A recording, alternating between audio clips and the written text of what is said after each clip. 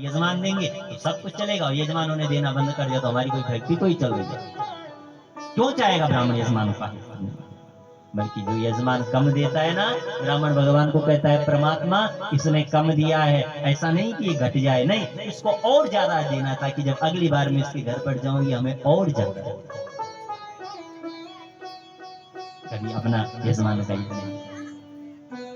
हाँ, फल कोई कार्य करने से, यज्ञ करने से नहीं मिला तो कहीं ना कहीं क्या पता हमारे कर्म ऐसे रहे हो, हमारे पूर्वजन्मों के संस्कार ऐसे रहे हो कि उसका भी वहां पर लाभ नहीं।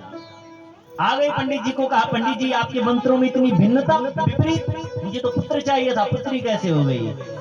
गुरुदेव ने नेत्र बंद किए, जान लिया प्रभु इसमें ना तो मेरा दोष है और ना मेरे मंत्रों का दोष है, इसमें दोष है तो आपकी पत्नी का, क्योंकि आपकी पत्नी ने जो है वह कहा कि मुझे पुत्री चाहिए।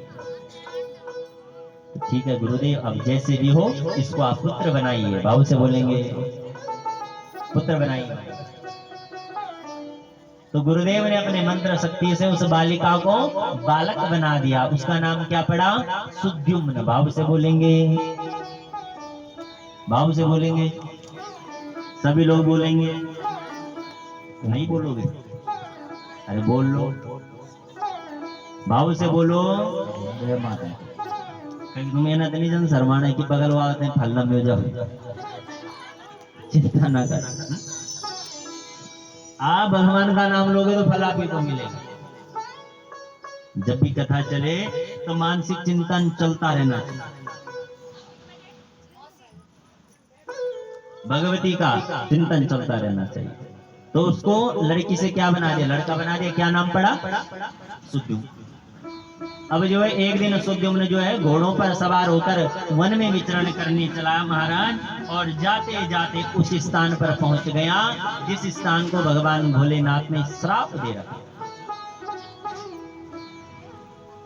एक बार माता पार्वती ने भगवान भोलेनाथ से कहा, प्रभु हमारे पास रहने को कोई घर नहीं, हम एकांत वन में घूमते हैं। तो भगवान ने कहा कि जिस स्थान पर मैं आपके साथ रह रहा हूँ इस स्थान को मैं श्राप दे देता हूँ कि यहाँ पर कोई पुरुष नहीं आ सकता। आज ये सुद्युम्न उस भूमि पर पहुंचा, तो जैसे ही उस भूमि पर पहुंचा साहब, तो वो पुरुष जो है स्त्रीत्व में परिवर्तित हो गया, वो फिर से कन्या बनी। ध्यान दो, फिर से लड़की बनी। क्या किया जाए? भगवान विष्णु के पास भगवान भोलेनाथ के पास भगवान भोलेनाथ ने वरदान दिया, जाओ यदि तुमने मेरा तप किया तो मैं वरदान देता हूँ कि 1 महीने बालक और 1 महीने बालिका बनी रहेगी। अब जब वो बालक बनता तो राजगद्दी पर बैठता, और स्त्री बनता उतर जाता। नाराज मत होना मेरी माताओं बहनों, मेरी बात। जो धर्म की विशेषकर गादी है, धर्म की गद्दी पर बैठने का अधिकार केवल ब्राह्मण और संत। आज कलयुग में तो जो चाहे बैठे। मैं नहीं कह रहा हूं, देवी भागवत कह रही हैं कि जैसे ही वो स्त्री बनता तो उतर जाता।